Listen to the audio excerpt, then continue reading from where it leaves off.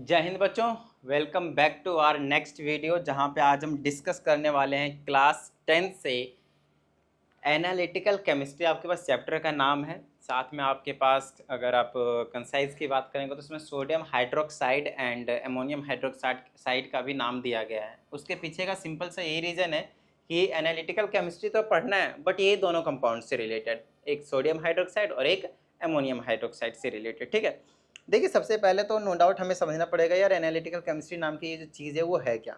तो सबसे पहले आपको एक चीज़ बताता हूँ कि ये जो पूरे चैप्टर में हम करेंगे क्या, एनालिसिस करेंगे। देखिए अब एनालिसिस होता क्या है कि रियल लाइफ से भी बताते हैं, तो एनालाइज करना किसी चीज़ को कि भाई इसमें क्या है, इसमें क्या है, ये किस चीज़ से मिलकर बना है, कॉम्पोजिशन क्या है, इस टाइप की चीज़ों को हम क्या कहते हैं, या फिर कितनी क्वांटिटी है, इसको हम क्या कहते हैं, एनालिसिस। ठीक है ना।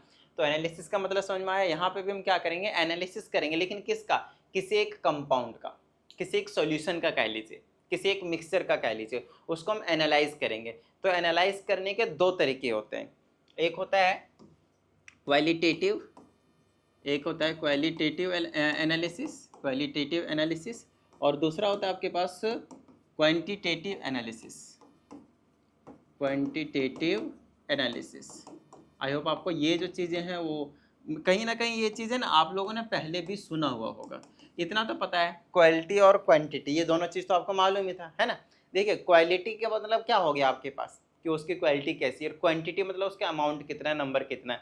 ठीक उसी तरह से यहाँ से भी हम क्वालिटी का मतलब आप नेचर कह लीजिए थोड़ी देर के लिए। तो यहाँ पे हम वही चीज़ एनालाइज करेंगे कि एक सॉल्यूशन में, एक मिक्सर में उसका नेचर क्या है, समझ पा रहे हैं, उसका नेचर क्या है। दूसरी चीज़ क्वांटिटी एनालिसिस में क्या होता है, उसका अमाउंट क्या है। तो ये चीज़ अभी आपको नहीं पढ़ना, आपको कहीं ना कहीं सिर्फ और सिर्फ इसके साथ डील करना है, क्वालिटेटिव एनालिसिस करना है आप लोगों को। ठीक है ना, ये आपको आगे 11th क्लास में आप करोगे। ठीक है ना, वो बात की बात है। ठीक है, अभी हमारे पास क्या करना है, यहाँ पे क्वालिटेटिव एनालिसिस करना है। अब क्वालिटेटिव एनालिसिस में हम क्या करेंगे, तो यहाँ पे आप उसके नेचर देखोगे कि भाई इसका साथ इसका इसका रिएक्शन हुआ था, ये कंपाउंड बना, तो उसका कलर क्या है। जनरली इस चैप्टर में हम कलर से रिलेटेड जो चीज़ें हैं उसे हम डिस्कस करेंगे। ठीक है, बिल्कुल बेसिक से स्टार्ट कर रहा हूँ, सारी चीज़ें बताते हुए चलूँगा, लेकिन ध्यान रहे इतना भी बेसिक से स्टार्ट नहीं करूँगा भाई 1 घंटा इसी में लगा दूँ। छोटा सा चैप्टर है वैसे तो, बट थोड़ा बहुत मैं टाइम लूँगा समझाने में, क्योंकि सारी चीज़ें एक्सप्लेन करता हुआ निकलूँगा। आज के बाद इस चीज़ को तो खैर कह लीजिए कि इसके बाद इस चैप्टर में आप लोगों को जो डाउट है वो नहीं ही रहने वाला है। सारे जो डाउट होंगे वो मैं आप लोगों के गुल कर दूंगा। ठीक है, देखिए सबसे पहले हम समझेंगे कि आयंस क्या होते हैं। तो आप लोगों ने चार्ज, बेसिकली चार्ज पार्टिकल्स को आप क्या कहते थे, आयंस। जो इलेक्ट्रॉन को लूज करता हो या फिर गेन करता हो उसको हम आयंस कहते थे।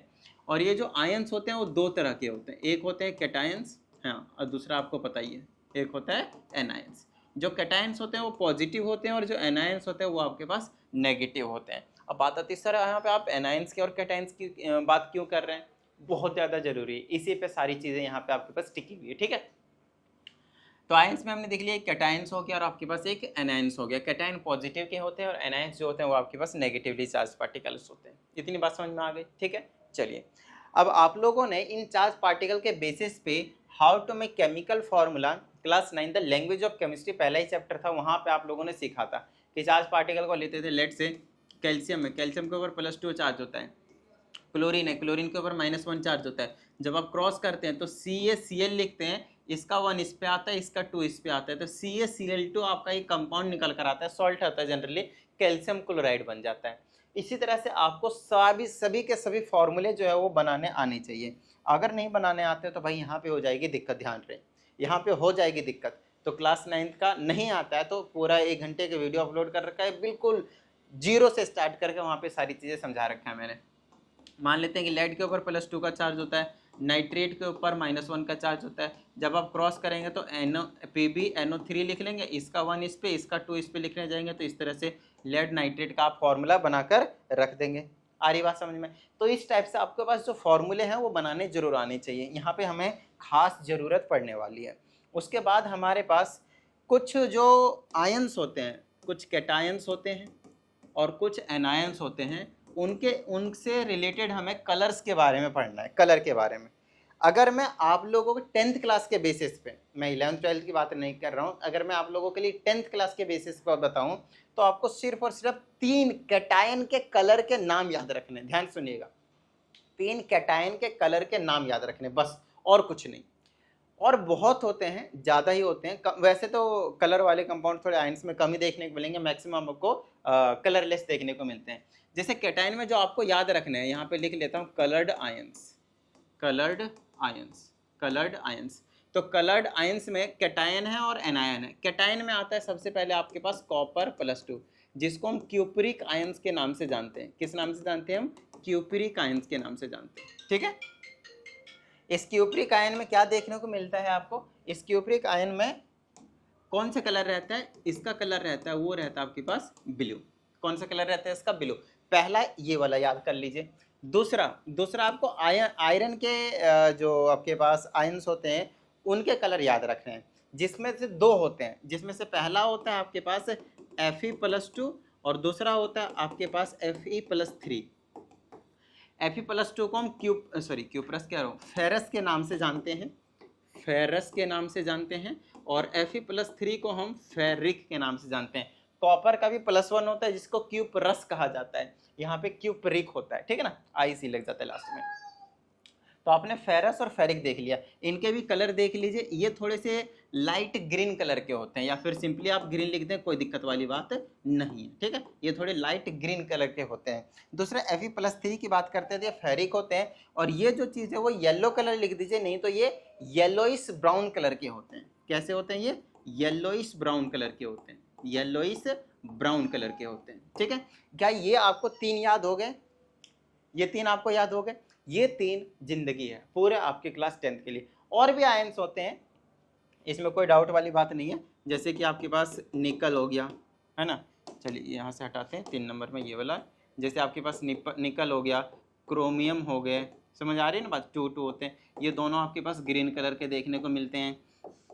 और आपके पास एक होता है मैग्नीज+2, मैग्नीज के आयन, तो ये थोड़े से पिंक कलर के देखने को मिलते हैं। तो और भी होते हैं, बट इनको याद करने की जरूरत नहीं है, आपको सिर्फ और सिर्फ ये याद करने 2, जिसमें से 2 में से बता सकते हैं, समझ सकते हैं कि आपके पास 3 हो गए एक तरीके से, एक कॉपर का और आयरन के 2 हो गए। आपको ये तीनों याद रखने बस, बाकी आपको कोई दिक्कत वाली बात नहीं है। अच्छा, इनके अलावा अगर आपको जिंक दिख जाए, कैल्शियम दिख जाए, मैग्नीशियम दिख जाए, एल्युमिनियम दिख जाए, मैं लिख देता हूँ यहाँ पे, जिंक दिख जाए, एल्युमिनियम दिख जाए, है ना, कैल्शियम दिख जाए, कैल्शियम दिख जाए, ठीक है ना, लेड दिख जाए, तो ये जो आयंस है जितने भी आपके पास पॉजिटिव वाले, ये आपके पास कलरलेस होते हैं। क्या होते हैं? आपके पास कलरलेस होते हैं, इनके कलर जो है वो होते ही नहीं है, इनके जो कलर हैं वो आपके पास होते ही नहीं है, ठीक है ना।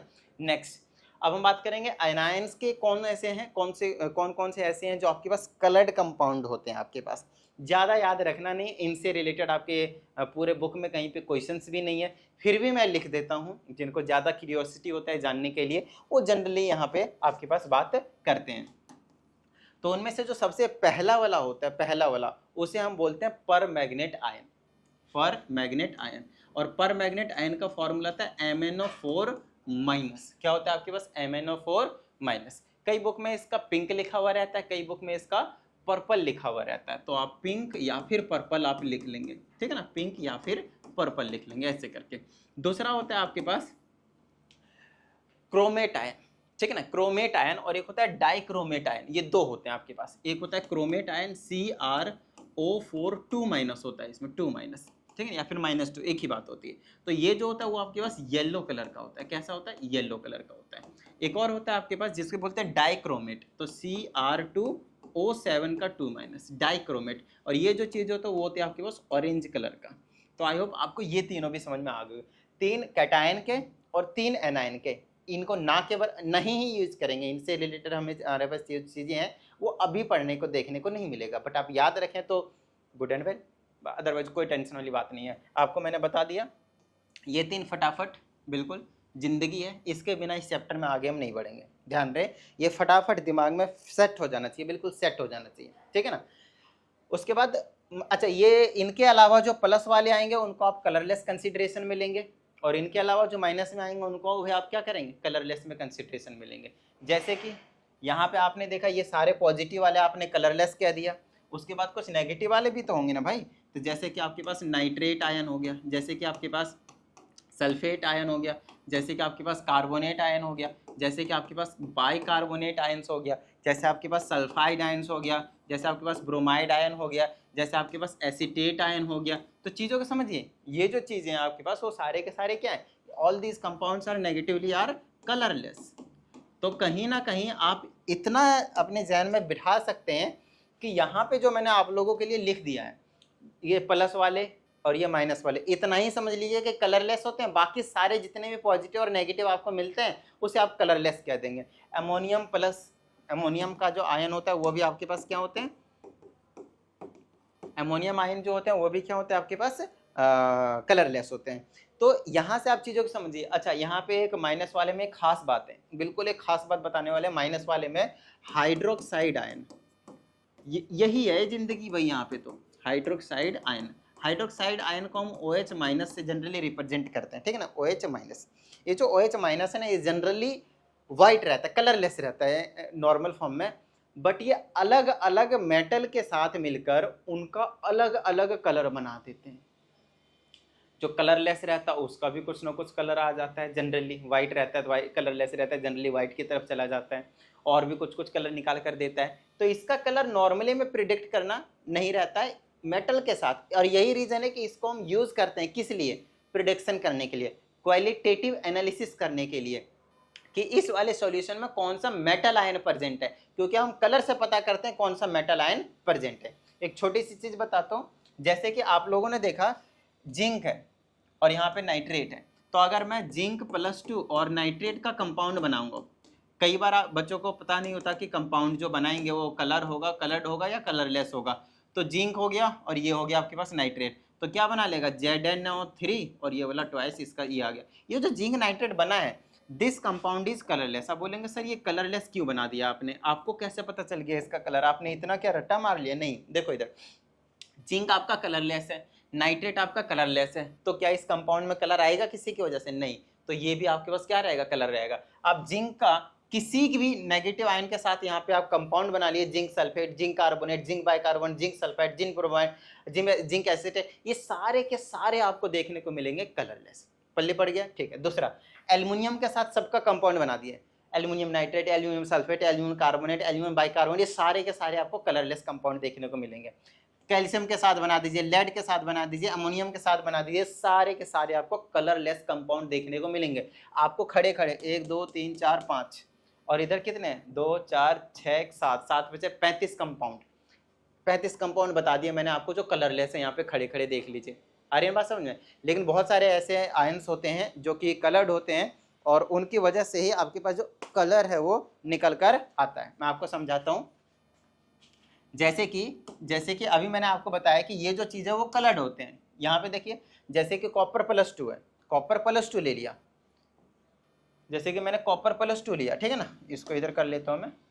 अब मान लेते हैं कि मैं कॉपर कार्बोनेट बनाने जा रहा हूँ, कॉपर कार्बोनेट बनाने जा रहा हूँ, तो कॉपर का +2 हो गया और कार्बोनेट का CO3 2- ये कट जाते जब सेम होते हैं, तो CO3 बना लिया, कॉपर कार्बोनेट बना लिया। अब ये जो कॉपर कार्बोनेट है उसका कलर होगा क्या, कॉपर का कलर क्या था, ब्लू, और ये क्या था आपके पास, कलरलेस। तो ओवरऑल इस कंपाउंड का कलर क्या आ जाएगा आपके पास, ब्लू। देखिए कलरलेस वाले तो मैंने आपको बता दिया, अब कुछ कलर्ड वाले कंपाउंड बता रहा हूँ मैं आप लोगों को। फिर आपको मैं सोडियम हाइड्रोक्साइड और अमोनियम हाइड्रोक्साइड के रिएक्शन के पास लेकर जाऊंगा, ठीक है, तब मैं आप लोगों को वहां पे लेकर जाऊंगा। ओके, अब नेक्स्ट इसी तरह से आप मान लेते हैं कि आयरन Fe+2।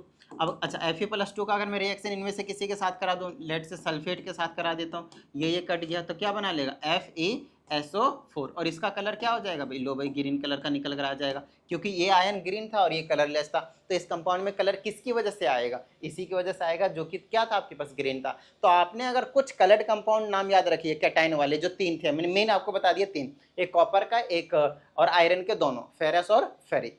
उसके बाद आपको कुछ याद नहीं रखना, याद रख सकते हैं वो आपके लिए बेस्ट है, बट याद नहीं रखेंगे तो भी आपको कोई दिक्कत वाली बात नहीं आएगी, क्योंकि आपके सिलेबस में बाकी सारी चीज़ें उतना है नहीं, ठीक है। छोटी छोटी चीज़ें आपको वो आप तुरंत वैसे ही कर लोगे। हाँ, जो मेन चीज़ मैं आप लोगों को बता रहा था कि क्वालिटेटिव एनालिसिस करने के लिए हम हाइड्रोक्साइड आयन का एक प्रॉपर तरीके से यूज़ करते हैं। एक स्ट्रॉन्ग बेस बनाते हैं पहले तो, या तो वो सोडियम हाइड्रोक्साइड हो जाएगा या तो आपके पास पोटेशियम हाइड्रोक्साइड हो जाएंगे। ये स्ट्रॉन्ग बेस हो गया, स्ट्रॉन्ग बेस बना लेंगे आप। एक होता है वीक बेस NH4OH, NH4OH, ये क्या होता है आपके पास, वीक बेस होता है, ठीक है। इन दोनों के साथ हम रिएक्शन करवाने वाले हैं, इन दोनों के साथ ही हम आपके पास क्या करवाने वाले, रिएक्शन करवाने वाले। एक और चीज बताते हो, कई बार मतलब पूछा जाता है, अगर आपके पास मान लेते हैं जिंक Zn है, जिंक के साथ अगर आपने रिएक्शन करवा दिया सोडियम हाइड्रोक्साइड का, सोडियम हाइड्रोक्साइड का, सोडियम हाइड्रोक्साइड का, तो आपको क्या रिजल्ट में मिलेगा, तो यहाँ से जो आपके पास रिजल्ट में मिलता है वो आपके पास हाइड्रोजन गैस साइड हो जाता है, उसके बाद यहाँ से ये बच गया और ये बच गया, जिनको बोलते हैं sodium, sorry sodium zincate, yes sodium zincate बोलते हैं, ठीक है ना। तो इसको बैलेंसिंग वगैरह करनी पड़ेगी, यहाँ पे आपके पास 2 लगाने पड़ेंगे, तो Na2 और ZnO2 ऐसे कुछ बनता है, एक बार चेक कर लेता हूँ, क्योंकि Zn+2 बन गया और Na-2+1 -1 बना लिया, तो NaO बना लिया, तो ये -1 बना लेगा, जब क्रॉस करेंगे तो ZnNaO का ट्वाइस बना लेगा, तो ZnNa2 और ZnO2, ये इसका सोडियम जिंकेट का फॉर्मूला बन जाएगा। कैसे कराए देख लिए, सोडियम 2 है ना, अकेला जिंक है, तो ये ज़्यादा और ये फिर थोड़ा सा कम, मतलब रिएक्टिविटी सीरीज के अकॉर्डिंग आप देख लेंगे, तो ये आपके पास सोडियम जिंकेट का फॉर्मूला मिल जाएगा। कई बार ऐसा पूछा जा सकता है, ध्यान रहे इस चीज़ का, ठीक है। बैलेंसिंग आप कर लेंगे, बैलेंसिंग तो यार आनी चाहिए, आपको ऑलरेडी सिखा दिया गया, राइट, ठीक है। अब जो सबसे ज़्यादा इंपॉर्टेंट है, ये सबसे ज़्यादा जो इंपॉर्टेंट है वो है आपके पास हाइड्रोक्साइड आयन की बात करेंगे, ठीक है ना, हाइड्रोक्साइड आयन की बात करेंगे। ओके, तो अब हम रिएक्शंस देख लेते हैं, सोडियम हाइड्रोक्साइड और अमोनियम हाइड्रोक्साइड, यही दो जो है आपको क्वालिटेटिव एनालिसिस करके बता देंगे। यहाँ पे आप नेचर से रिलेटेड क्वालिटेटिव एनालिसिस में कई चीज़ें बता देंगे, जैसे कि नया जो कंपाउंड का फॉर्मेशन हुआ है उसका कलर क्या है, दूसरी चीज़ वो वाटर में सॉल्यूबल है या नहीं वो आप बता देंगे, साथ ही आपके पास कौन सा प्रिसिपिटेट बनेगा आप वो भी बता देंगे, और एक एक्स्ट्रा प्रोडक्ट, साइड प्रोडक्ट जो होता है वो निकलेगा, वो भी आप बता देंगे। बस कंडीशन ये रहेगा कि आपको डबल डिस्प्लेसमेंट रिएक्शन DDR वो आपको पता होना चाहिए, ठीक है ना, वो अभी हम आपको समझा देंगे, उसकी टेंशन मत लीजिए। फॉर एग्जाम्पल देखिए, तो आप जो सोडियम हाइड्रोक्साइड है स्ट्रॉन्ग बेस है, अमोनियम हाइड्रोक्साइड वीक बेस है, इन दोनों के साथ रिएक्शन करवाएंगे और जो कंपाउंड का फॉर्मेशन होगा जनरली आपके पास प्रिसिपिटेट बनेगा, तो कौन सा कंपाउंड बनेगा वो हम देखने वाले हैं, ठीक है ना।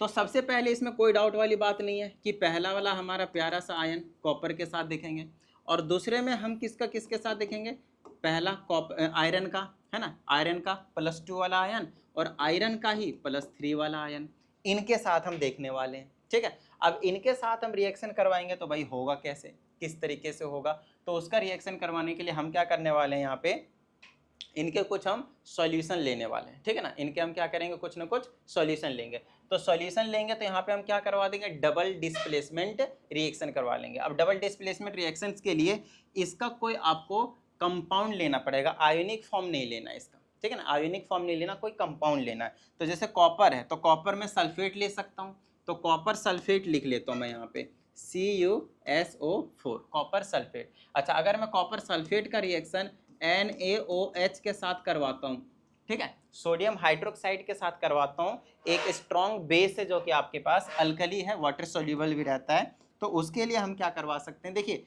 यहाँ पे होता है double displacement reaction. Double displacement reaction का कहना है कि भाई हम क्या करेंगे, आपस में अपने आयंस को एक्सचेंज कर लेंगे।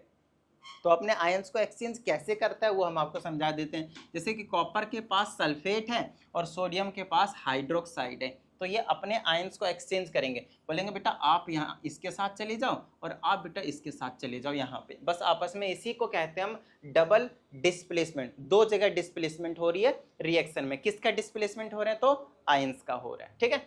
तो कॉपर हाइड्रोक्साइड OH के साथ क्या बने लगा, हाइड्रोक्साइड। अब यहाँ पे बहुत सारे बच्चे कॉपर हाइड्रोक्साइड का फॉर्मूला CaOH लिख देते हैं और ये यहाँ पे आपके पास कंप्लीटली रॉन्ग हो जाएगा। जो सिंपल सा कंसेप्ट हमने आपको समझाया है वो आपको कंपाउंड के फॉर्मेशन में यूज करना है। लाइक जो कॉपर है वो आपके पास +2 के फॉर्म वाला लिया है हमने, हाइड्रोक्साइड का हमारे पास OH-1 वाला है भाई, तो अगर मैं इसको क्रॉस करता हूँ तो मेरे पास बन जाएगा CuOH, इसका 1 इस पे और इसका 2 इस पे, तो इस तरीके से ब्रैकेट लगाकर कॉपर हाइड्रोक्साइड का जो फॉर्मूला है वो तैयार होने वाला है। बताइए हाँ या नहीं, समझ आए, आई ना बात समझ में, बिल्कुल सिंपल। अब देखिए, तो मैं यहाँ पे लिख देता हूँ कॉपर हाइड्रोक्साइड। अच्छा, कॉपर हाइड्रोक्साइड के बाद प्लस में अब दूसरा आपके पास जो कंपाउंड का फॉर्मेशन हुआ है वो भी लिखना पड़ेगा। अब दूसरा वाला कंपाउंड है क्या, तो यहाँ से क्या बचा सोडियम, और यहाँ से क्या बचा सल्फेट, तो सोडियम सल्फेट साइड हो जाएगा। सारे हाइड्रोक्साइड के यहाँ पे जितने भी आएंगे वो आपके पास प्रिसिपिटेट बनाने वाले हैं, ठीक है। तो सोडियम सल्फेट बनाएंगे भाई, तो सोडियम के ऊपर होता है +1 का साइन और सल्फेट का होता है SO4 2-, जब क्रॉस करेंगे तो ये आ जाएगा NaSO4, इसका 2 इस पे और इसका 1 इस पे आ जाएगा, तो मेरे पास बन गया सोडियम सल्फेट। तो यहाँ पे मैं लिख देता हूँ आपके पास सोडियम सल्फेट आयन Na2SO4, उसको हम साइड प्रोडक्ट बोलेंगे, इसको साइड रख दीजिए। हमारा मेन जो प्रोडक्ट था वो कॉपर हाइड्रोक्साइड था, और ये कॉपर हाइड्रोक्साइड का एरो आप नीचे डाउन करके लिखेंगे। बताइए क्यों, क्योंकि ये है आपके पास एक प्रिसिपिटेट, इसको क्या कहते हैं हम प्रिसिपिटेट। क्यों, क्योंकि जो भी आपके पास सॉल्यूशन में इनसॉल्युबल सब्सटेंस बच जाता है, इनसॉल्युबल जो मिक्स नहीं होता है, नीचे सेटल डाउन हो जाता है, उसे हम बोलते हैं प्रिसिपिटेट, शॉर्ट फॉर्म में इसको पीपीटी बोल देते हैं। अच्छा, इसका मेन जो हमें यहाँ पे ऑब्जर्वेशन देखना है वो कलर, तो कलर कौन सा देखने को मिलेगा भाई यहाँ पे, तो यहाँ पे इसका जो कलर होता है वो ब्लू होता है, तो रिएक्शन के बाद इसका जो कलर बन जाता है वो भी ब्लू ही रहता है, बस थोड़ा सा पेल हो जाता है, पेल ब्लू, बस ये इसकी कहानी है। अच्छा, कमाल वाली बात ये है कि या तो आप इसका सोडियम हाइड्रोक के साथ रिएक्शन करवाएं, सोडियम हाइड्रोक्साइड के साथ, या फिर इसी के जगह आप एमोनियम हाइड्रोक्साइड, देखिए दोनों एक साथ समझ लीजिए, आप लोग दोनों ही रिएक्शन एक साथ समझ लीजिए, सोडियम हाइड्रोक्साइड या फिर एमोनियम हाइड्रोक्साइड के साथ करवाऊं। जो कंपाउंड का फॉर्मेशन होने वाला है आपके पास कॉपर हाइड्रोक्साइड ही होगा, लेकिन साइड प्रोडक्ट जब इसका रिएक्शन इसके साथ करवाऊंगा तो आपकी बार एमोनियम सल्फेट बना लेगा, तो एमोनियम सल्फेट कुछ ऐसा हो जाएगा NH4 का होल ट्वाइस और SO4, तो वो तो खैर आप बना ही लोगे डबल डिस्प्लेसमेंट रिएक्शन करके, इसमें तो कोई टेंशन वाली बात नहीं है।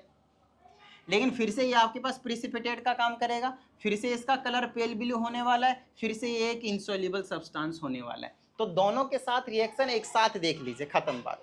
तो हमने एक कॉपर के साथ देख लिया, अब आइए दूसरे के साथ आते हैं आयरन +2 का। अब आयरन +2 का पहले हमें एक कंपाउंड लेना पड़ेगा, मान लेते हैं फिर से हमने आयरन सल्फेट ही ले लिया, मान लेते हैं हमने फिर से आयरन सल्फेट ही ले लिया भाई, तो आयरन सल्फेट का फॉर्मूला बनाएंगे तो FeSO4, इसका रिएक्शन हम दोनों के साथ करवाएंगे भाई, पहला हो जाएगा सोडियम हाइड्रोक्साइड के साथ और दूसरा हो जाएगा अमोनियम हाइड्रोक्साइड के साथ, फिर से वही वाली कहानी, पहला वाला कंपाउंड बना लेगा FeOH का ट्वाइस और प्लस में सोडियम सल्फेट बाहर चला जाएगा, सोडियम सल्फेट बाहर चला जाएगा, यहाँ से दूसरे से क्या आ जाएगा आयरन हाइड्रोक्साइड बना लेगा, और साइड प्रोडक्ट में क्या हो जाएगा सोडियम सल्फेट हो जाएगा, सॉरी एमोनियम आ जाएगा आपकी बार, सोडियम नहीं एमोनियम, NH4 होल ट्वाइस का सल्फेट, लो भाई ये आपके पास एमोनियम सल्फेट का बन गया।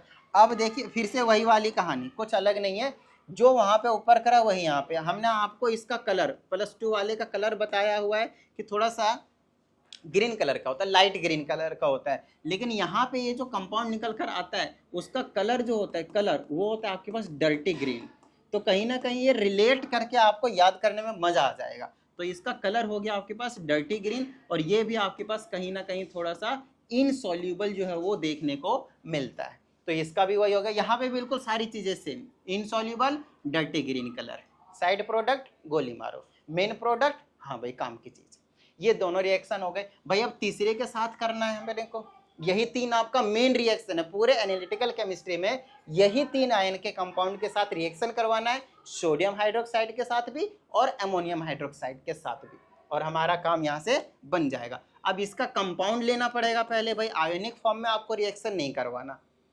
अच्छा, यहाँ पे मैं रिएक्शन को बैलेंस नहीं कर रहा हूँ भाई, ध्यान रहे, जैसे कि इसमें ये डाला तो ये बन गया, तो ये डबल डिस्प्लेसमेंट रिएक्शन है वो आपको समझा दिया, बट आपको ध्यान रहे बैलेंसिंग जरूर करनी, बिना बैलेंसिंग के नहीं लिखना रिएक्शन, कहीं सोचो सर ने लिख करा नहीं बैलेंस तो हम भी नहीं करेंगे मौज मौज ना। अच्छा, अब हमारे पास आयरन +3 वाले का हमें क्या लेना पड़ेगा कंपाउंड लेना पड़ेगा, तो लेट से मैंने आयरन क्लोराइड ले लिया तो FeCl3 बना लेगा। अब इसका रिएक्शन फिर से वही कराना भाई, हम देखो दोनों के साथ कराना है, तो दोनों के साथ कराएंगे तो क्या बना लेगा, चलो देखते हैं, पहला वाला दूसरा वाला, पहला वाला किसके साथ सोडियम हाइड्रोक्साइड के साथ, दूसरा वाला किसके साथ एमोनियम हाइड्रोक्साइड के साथ। देखिए अभी जो आप लोगों को पढ़ाया जा रहा है वो सोडियम और एमोनियम हाइड्रोक्साइड के साथ ही पढ़ाया जा रहा है, बट 11th 12th में आपके पास क्वालिटेटिव एनालिसिस के साथ में क्वांटिटेटिव एनालिसिस के पास भी चले जाएंगे, तो वहां पे आप ये भी देखेंगे कितना अमाउंट का प्रोडक्शन हुआ है, कितने मास का प्रोडक्शन हुआ है, कितना साइड प्रोडक्ट साइड हुआ है, तो वो बाद की बातें हैं। अभी हमारे पास सिर्फ यहाँ पे क्वालिटी चेक करनी है, भाई कैसा कलर आ रहा है, इनसॉल्युबल है या नहीं, और क्या प्रेसिपिटेट बना रहा है। ठीक है, अच्छा यहाँ पे भी आप इसको प्रेसिपिटेट जरूर बोलेंगे भाई, ध्यान रखना, और इस वाले को भी प्रेसिपिटेट तो बोल ही दिया। ठीक है, चलो जितने भी हाइड्रोक्साइड वाले आएंगे वो सारे आपके पास प्रेसिपिटेट का काम करेंगे। कुछ सॉल्युबल होते हैं, कुछ इनसॉल्युबल होते हैं। ये जो तीनों आयन है इन तीनों के ही इनसॉल्युबल होते हैं, तो एक साथ याद करना है, खत्म बात। सोडियम हाइड्रोक्साइड का करेंगे तो आयरन हाइड्रोक्साइड, तो आयरन हाइड्रोक्साइड बनाएगा। यहाँ बच्चे गलती करते हैं, FeOH ट्वाइस लिख देते हैं ऊपर वाला आयरन हाइड्रोक्साइड, गलत बात भाई। +3 वाला है यहाँ पे, तो +3 वाला होगा तो OH का थ्राइस बना लेगा। देखो बनाकर दिखाता हूँ, आयरन का क्या रहता है +3, हाइड्रोक्साइड का क्या रहता है -1, जब क्रॉस करेंगे तो क्या बनेगा FeOH, इसका 1 इस पे, इसका 3 इस पे, देखो ये वाला कंपाउंड बनेगा। देखो यही तो लिखा मैंने यहाँ पे। अब बात है सर आपने ऊपर 2 क्यों लगा दिया यहाँ पे, क्योंकि यहाँ पे आयरन किसके फॉर्म में था, +2 के फॉर्म में था, तो यहाँ अगर +2 होता तो यहाँ तो भी तो 2 ही जाता, 3 थोड़ी जाता। थोड़ा सा दिमाग से खेलना, ठीक है। चलो तो आयरन हाइड्रोक्साइड तो अपना बन गया, ये आपका क्या बन गया, प्रेसिपिटेट तैयार है। भैया साइड प्रोडक्ट भी लिख दो। चलो साइड प्रोडक्ट सोडियम बना और यहाँ से क्लोरीन, सोडियम क्लोराइड का फॉर्मूला तो पता ही होगा भाई, बैलेंसिंग नहीं करा, ध्यान रहे, कहीं पता चले इधर कम उधर ज़्यादा, इधर का ज़्यादा इधर कम हो रहा है, वो आपको बैलेंस जरूर करना है। अच्छा इसका भी कंपाउंड साथ में लिख देते हैं भाई। पहला तो सेम ही बनना है, तो इसमें कोई टेंशन वाली बात नहीं है। दूसरा क्या बनेगा, एमोनियम क्लोराइड, तो इसका बना लेगा NH4Cl, दोनों में +1 -1 होता है, तो सिंपल। चलो अब ये भी बन गया आपके पास प्रेसिपिटेट, और ये भी बन गया आपके पास प्रेसिपिटेट। अब इसका कलर क्या होता था +3 वाले का, +3 वाले का कलर होता था आपके पास थोड़ा सा येलोइश ब्राउन, तो येलोइश ब्राउन से आप इसका कलर जो निकल कर आता है वो निकलता है आपके पास रेडिश ब्राउन। इसका जो कलर रहता है आपके पास रहता है रेडिश ब्राउन, तो इसका कलर क्या होगा भाई, तो इसका भी कलर होगा आपके पास रेडिश ब्राउन, इसका भी कलर हो जाएगा आपके पास रेडिश ब्राउन, खत्म बात। ठीक है, अच्छा ये भी आपके पास क्या रहता है, इनसॉल्युबल रहते हैं, इनसॉल्युबल रहता है। अच्छा ये भी क्या रहता है भाई, तो ये भी वही चीज़ है, तो ये भी क्या रहने वाला है आपके पास, इनसॉल्युबल रहने वाला है। ये 3 मेन आयंस थे, इतना तो आपको मतलब करना ही करना है। अब बात आती है क्या सर हमें इसके अलावा भी करना है। देखिए इसके अलावा जो आपके उसमें बुक में गिवन है वो एक तो है आपके पास कैल्शियम के साथ, दूसरा है आपके पास कैल्शियम आयन के साथ, दूसरा आपके पास है जिंक आयन के साथ, और तीसरा है आपके पास लेड आयन के साथ। और ये तीनों ही अगर आप कर ले तो बहुत सही है, बेस्ट है। चलिए इसको भी फटाफट करा देते, तुरंत 2 मिनट लगेंगे। चलो भाई इसके साथ सोडियम हाइड्रोक्साइड एमोनियम हाइड्रोक्साइड एक के साथ करा देते, तो दूसरे के साथ बिल्कुल सेम ही आपको पता चली गया होगा कैसे करेंगे। तो पहले आप कैल्शियम जिंक या वगैरह इनके क्या लेना है आपको, एक कंपाउंड लेना, राइट। तो चलिए मान लेते हैं अगर हम कैल्शियम का लेते हैं, तो हमने लिया कैल्शियम क्लोराइड, इसका रिएक्शन करा दिया हमने सोडियम हाइड्रोक्साइड के साथ, तो ये बना लेगा मेरे पास कैल्शियम हाइड्रोक्साइड बना लेगा, साथ में सोडियम क्लोराइड बना लेगा, ये प्रेसिपिटेट बना लेगा। सर इसका कलर क्या होता है, देखिए कैल्शियम वैसे ही कलरलेस होता है, तो ये वाला जो चीज़ बनती है ना प्रेसिपिटेट, ये आपके पास व्हाइट कलर का बनता है। और यहाँ पे एक चीज़ का ध्यान रखना, ये स्पेरिंगली सॉल्युबल होता है। स्पेरिंगली सॉल्युबल का क्या मतलब होता है सर, इसका मतलब होता है थोड़ा थोड़ा सॉल्युबल होगा, थोड़ा थोड़ा सॉल्युबल नहीं होगा। ठीक है, चलो कैल्शियम क्लोराइड का काम हो गया। आइए जिंक का ले लेते हैं, जिंक क्लोराइड भी ले लेते हैं दोबारा से। चलिए सबसे आसान वाला होता है आपके पास सॉल्ट। अब जिंक क्लोराइड का अगर मैंने सोडियम हाइड्रोक्साइड के साथ कराया, तो सबसे पहले बना लेगा जिंक हाइड्रोक्साइड बना लेगा भाई। अच्छा जिंक हाइड्रोक्साइड के साथ साथ कौन जाएगा बाहर, सोडियम क्लोराइड जाएगा। अब ये जो जिंक हाइड्रोक्साइड है इसकी क्या खास बात है सर, तो इसकी खास बात है पीपीटी बना लिया, और ये वाटर सोल्यूबल होता है, पानी में पूरी तरह घुल जाता है। देख लो जो उधर 3 आयन करवाए वो घुल ही नहीं रहते, इनसॉल्युबल थे, इधर के जो 3 करवा रहा हूँ वो सॉल्युबल है, बस कैल्शियम स्पेरिंगली सॉल्युबल है। ठीक है, चलिए कैल्शियम हाइड्रोक्साइड बेसिकली ये हो गया इसका। असर इसका क्या कलर होता है, इसका कलर होता है जिलेटिनियस वाइट, यहाँ पे मैं लिख लेता हूँ जिलेटिनियस वाइट। क्या होता है सर जिलेटिनियस वाइट, तो चमकता हुआ वाइट, इस टाइप का कलर आपको इसमें देखने को मिलेगा, बड़ा इंपॉर्टेंट है, पूछा जा सकता है, नो डाउट। नेक्स्ट है लेड, और ये आपके पास लास्ट है। तो चलो लेड का पहले ले लेते हैं कंपाउंड, मान लेते हैं लेड सल्फेट ले लेते हैं भाई, आसान सा बिल्कुल। चलो इसका रिएक्शन सोडियम हाइड्रोक्साइड के साथ अगर मैं करा दूं तो इधर लिख देता हूं, देख लीजिएगा अच्छे से प्यारा। चलो भाई क्या बनेगा, पहले लेड हाइड्रोक्साइड, तो ये बना लिया लेड हाइड्रोक्साइड। नेक्स्ट है आपके पास क्या, सोडियम सल्फेट बना लेगा, तो Na2SO4 बना लेगा। तो लेड हाइड्रोक्साइड, अब लेड हाइड्रोक्साइड का सर कलर वगैरह बता दीजिए। इसका होता है चौकी, चौकी, चौकी वाइट कलर होता है। प्रिसिपिटेट बना लिया है, और ये क्या होता है आपके पास, चौकी वाइट कलर होता है। और ये भी आपके पास वाटर सोल्यूबल होता है, सोल्यूबल होता है ये भी, ठीक है ना, ये आपके पास सोल्यूबल होता है। लो भाई चौकी वाइट देखे ना, चौक का पाउडर लो, पानी में डाल दो, मिक्स कर दो, कैसा लगता है, ठीक उसी टाइप का कलर का आपको ये जो चीज़ है वो कंपाउंड वो देखने को मिलेगा। और बस सिर्फ और सिर्फ आपके एनालिटिकल केमिस्ट्री में इतना ही आपको पढ़ना है, इससे ज़्यादा कुछ नहीं पढ़ना। बाकी कुछ एक्स्ट्रा ही चीज़ें हमने आपको बता दी, इससे कम मतलब ज़्यादा और कुछ भी पढ़ने की ज़रूरत नहीं है, ठीक है। चलिए, तो उम्मीद करता हूँ आप सभी को चीज़ें समझ में आ गई होंगी, और अगर ऐसा है तो फटाफट वीडियो को लाइक कर दीजिए। साथ ही अगर आप इस चैनल पर एक नए स्टूडेंट है तो चैनल को सब्सक्राइब करके बेल आइकन को जरूर प्रेस कीजिएगा। चलिए मिलते हैं अगली वीडियो में, प्रैक्टिस करते रहिएगा। जय हिंद।